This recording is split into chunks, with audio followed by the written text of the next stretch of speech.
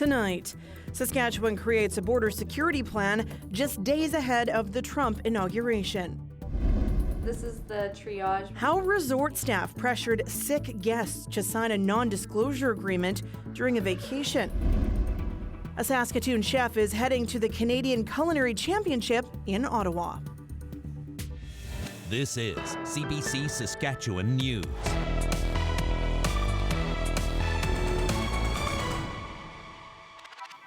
It is Tuesday, January 14th, and the CBC Saskatchewan News starts right now. Hi there, thanks for joining us. Saskatchewan is taking action to strengthen its southern border, and the announcement comes just days ahead of the inauguration of U.S. President-elect Donald Trump, who says border security is one of his top priorities. Alexander Kwan has more. The flow of whether it be illegal migrants or whether it be illicit drugs or whether it be illegal firearms is north, not south. And we have a vested interest in stopping that. That's Premier Scott Moe's explanation for his new Saskatchewan border security plan. The plan, announced Tuesday, will send 16 provincial police officers from conservation, highway patrol, and canine handler teams to areas around the border. Drones and airplanes are expected to boost surveillance as well. They expect the plan to have a minimal cost and not to affect ongoing operations. The 16 officers that are being redeployed are officers that are in that geographic vicinity already doing work in there. We're simply reprioritizing, refocusing to high-risk areas. Tuesday's announcement comes just days ahead of the inauguration of U.S. President-elect Donald Trump. Trump has threatened to implement a 25% tariff on Canada unless it tightens its borders. Moe said the threat did play a role in the new plan, but insists it's also about working well with our neighbor. When our largest trading partner identifies some challenges in his mind around border security at the 49th parallel, we pay attention. NDP leader Carla Beck says more needs to be done than just boosting border security. But Moe is not the only provincial leader to scramble a response to Trump's tariff threat. Alberta Premier Danielle Smith is creating a new unit to bolster border security, while Manitoba Premier Wab Kinew sent conservation officers to his province's border with the United States. Dealing with potential tariffs will also be on the agenda as premiers head to Ottawa on Wednesday to meet with Prime Minister Justin Trudeau. The economy is going to be top of mind for everybody, and it always is. The cost of living has been huge, and so our commitment is to fight for your jobs. Moe also confirmed he will be traveling to Washington, D.C. next month as part of a premier's trip to meet with American politicians. Alexander Kwan, CBC News, Regina. An update to a story we brought you Monday about a Saskatoon woman on income assistance who is fighting to get a working furnace this winter. Turns out she's getting that furnace. Laura Lacey has been struggling to stay warm since it stopped working a month ago. She had not been able to get the Ministry of Social Services to help her pay to fix it or to get a new one. Since our story, Lacey says she's received a phone call from Saskatchewan Housing Corporation. They told her her application for money for a new furnace will be approved. Fire crews in Los Angeles are on high alert for new fires that could explode into another inferno. As Steve Futterman reports, intense wind remains the big worry. All day there was one overriding concern, the Santa Ana winds. Severe fire weather conditions will continue through tomorrow. The worst winds are predicted today for the late afternoon and into Wednesday.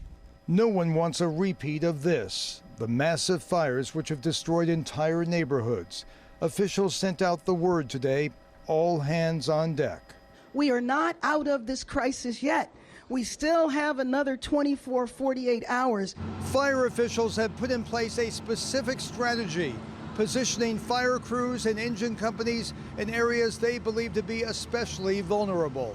For this significant wind event, we are taking an aggressive lean forward posture, and the LAFD has staffed all available resources, strategically placing fire patrols and engines in the unimpacted high fire risk areas in the city. There were also attempts to reach out to Los Angeles's homeless population, asking its help as well. As prepared as fire officials might be, predicting anything to do with weather is an inexact science, and many in Los Angeles today were worried.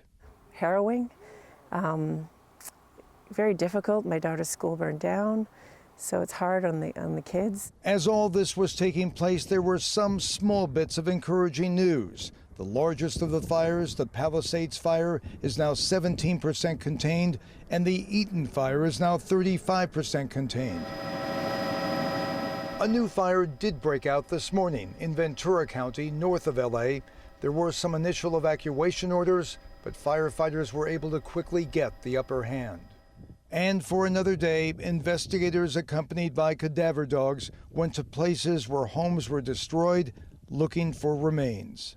A week ago at this time, fires were raging here in Southern California, especially here in Pacific Palisades. Now fire officials are dealing with this new influx of winds. The next 24 hours will be critical.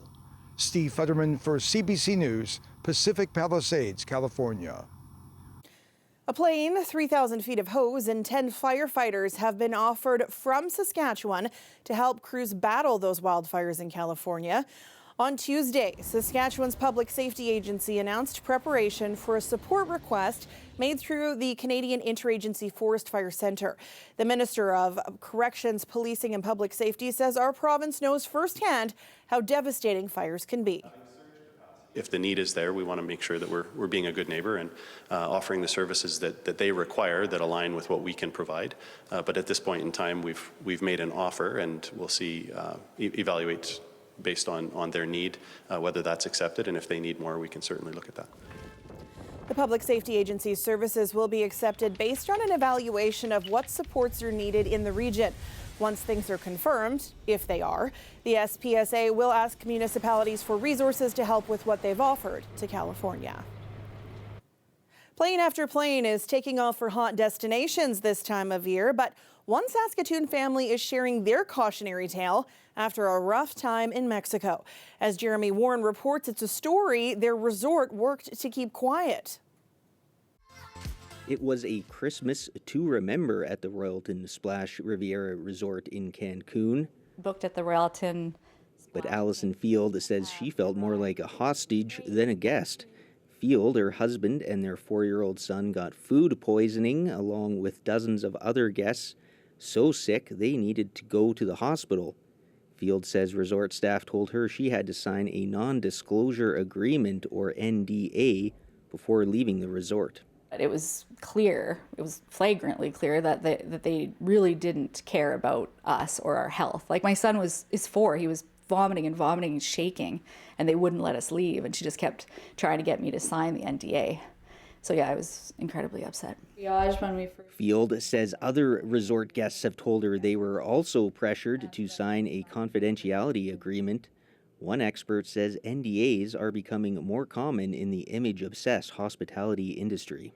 What that message with the NDA sends is that we're not going to fix this problem. We don't care if our guests get sick. And that's not the image you want to put out to the broader audience when the NDA and the news of the NDAs do come out. It's not a good business practice. Hotel giant Marriott International lends its brand and loyalty rewards program to the resort. Royalton Splash is owned by Blue Diamond Resorts. A Blue Diamond spokesperson says the company is investigating. I felt like they were stopping us from receiving care. They were putting my family's lives in danger, really, when they were incredibly ill. Yeah, I did. I felt held hostage. And people did sign the NDAs, because if they're really sick and they really need to go to the hospital, sometimes they're just going to sign it. But it's totally under duress. While some guests did sign the NDAs for compensation, Field is glad she did not.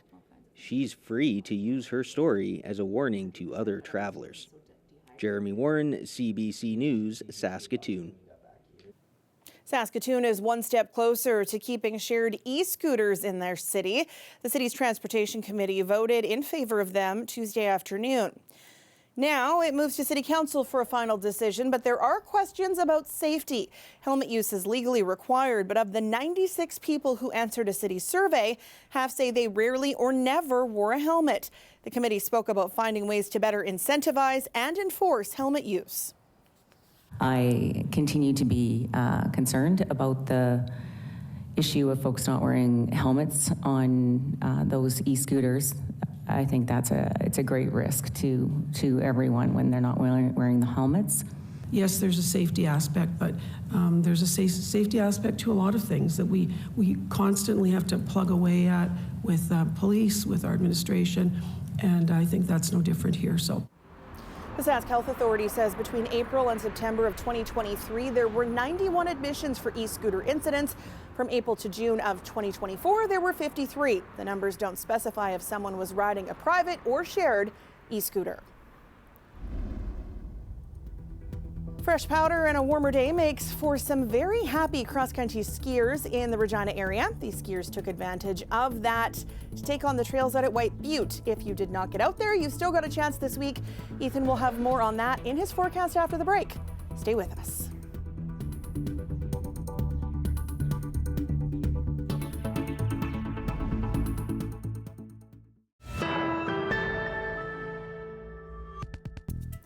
Newcomers are marking the special moment they became Canadian citizens in Saskatoon.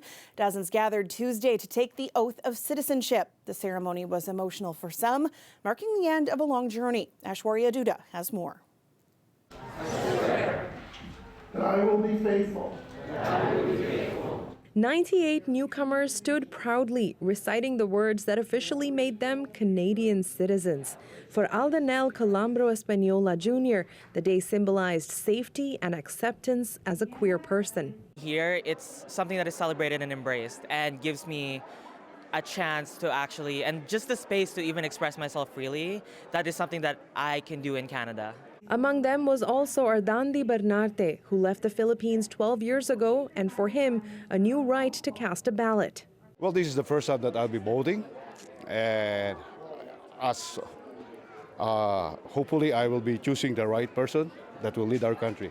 26 different countries were represented. From India, Bhavik Patel spoke about opportunity. 11 years in making, so yeah, I arrived back in 2013, came here as a student, and I was waiting for this day from day one, and finally it's here, so it's incredible. It was great to unite with the family here. My sister and my brother-in-law, who's a Canadian, they live here, so we were glad to, join them here.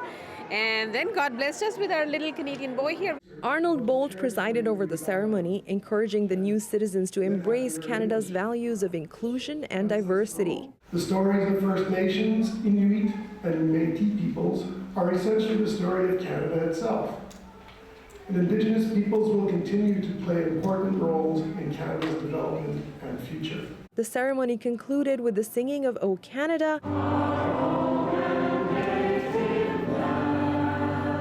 and plenty of smiles, tears, and photos to mark the day. Aishwarya Duda, CBC News, Saskatoon. A Saskatoon chef is heading to the Canadian Culinary Championship in Ottawa.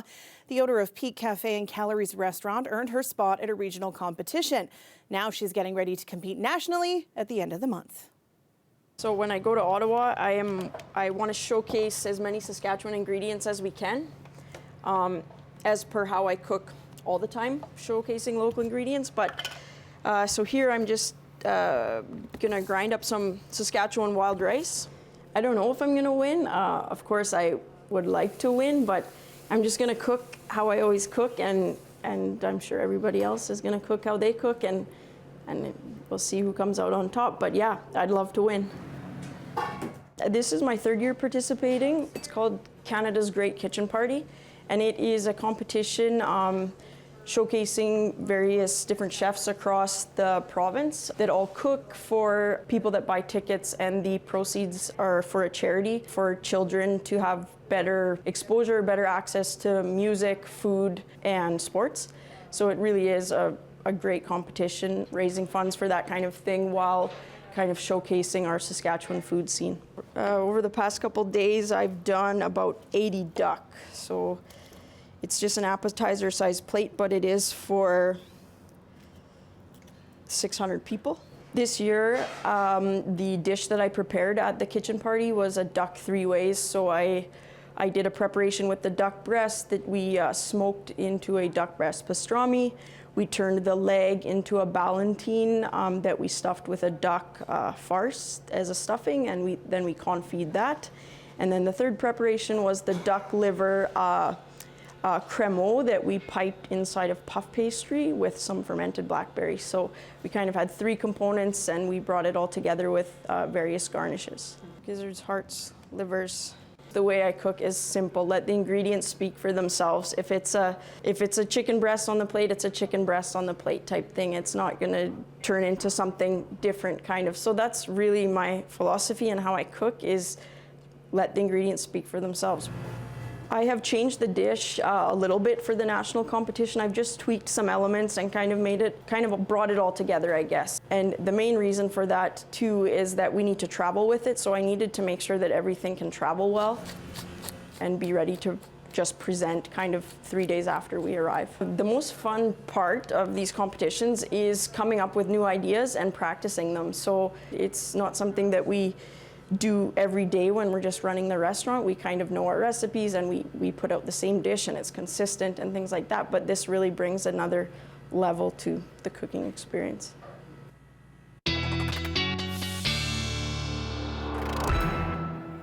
And our weather specialist Ethan Williams joins me now. We're at the nice part of the roller coaster. Yeah, enjoy it while it lasts, I'll say that. Yeah, temperatures continuing to warm up through much of the province as we've seen over the past couple of days here. Still kind of seeing a similar pattern to the last day or so, where, you know, western side of the province getting warmer than that eastern side. We did get above freezing in some western locations, but minus double digits on the other side.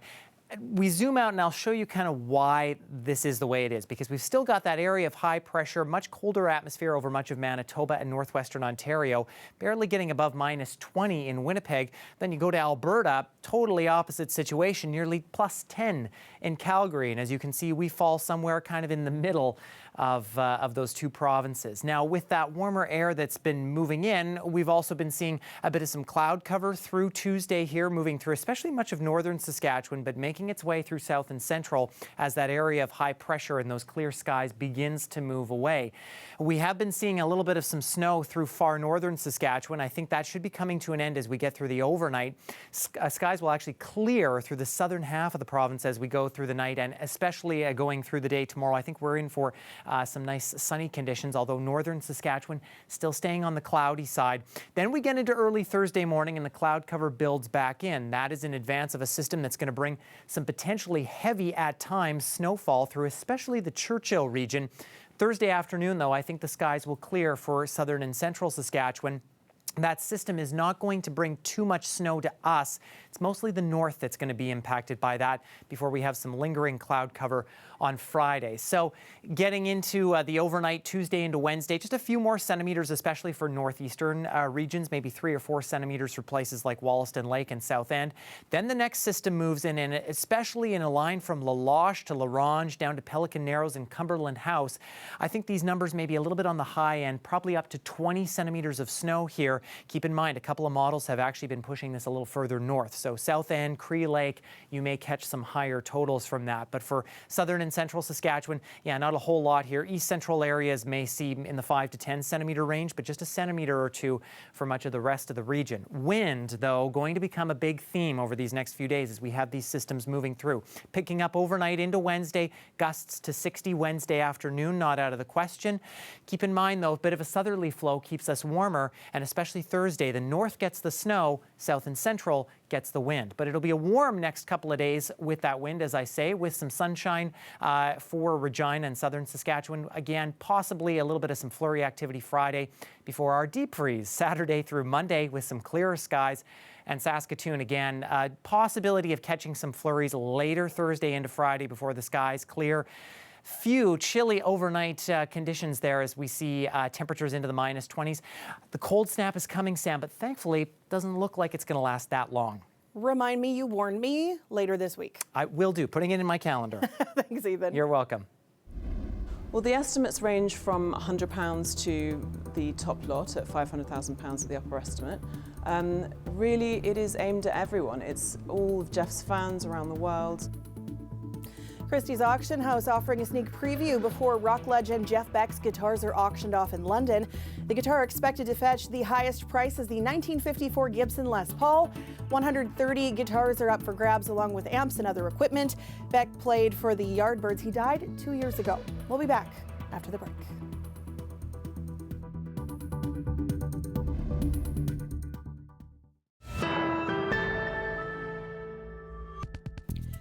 The U of R men's curling team is representing Canada at the FISU World University Games over the next 2 weeks in Turin, Italy.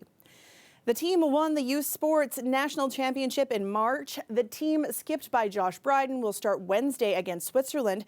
Second, Carter Williamson says they're there to do more than curl.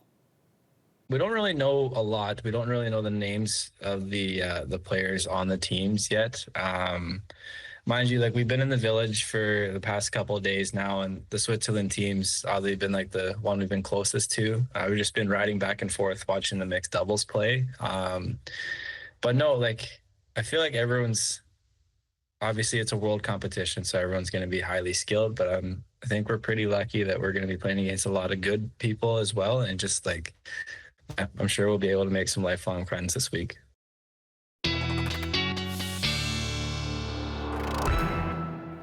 And Ethan is back with one last look at your weather. Let the warm up again begin through south and central. We're looking at temperatures tonight still into the, well, starting in the minus double digits. Again, a little warmer on that western side of the province, but we'll see some clearing skies overnight and the winds will start to pick up. Through the north, again, still some snowfall, another few centimeters overnight as we head into Wednesday into northeastern sections, and then that snow begins to move out as we head through the day Wednesday. Temperatures going to be still quite warm in between that freezing and -5 mark for a lot of northern locations, but a lot of us seeing a chance of flurries.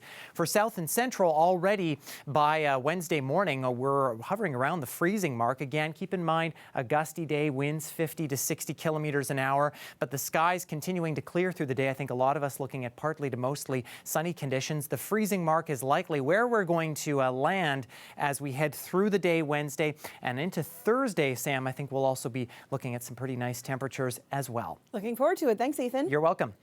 And before we go tonight, a hearty congratulations to one of our own. Teresa Emily Clean. That is CBC reporter, associate producer, and sometimes host Teresa Kleem becoming a Canadian citizen today. Kleem moved to Saskatoon from Germany in 2015 and started helping other newcomers as an immigrant settlement advisor. She attended the School of Journalism at the University of Regina before joining CBC. A big congrats from all of us. And that is it from us. For more news anytime, head to cbc.ca/Sask or subscribe to the CBC Saskatchewan YouTube channel. You can also download the CBC News app on your smartphone or tablet. Thanks for watching.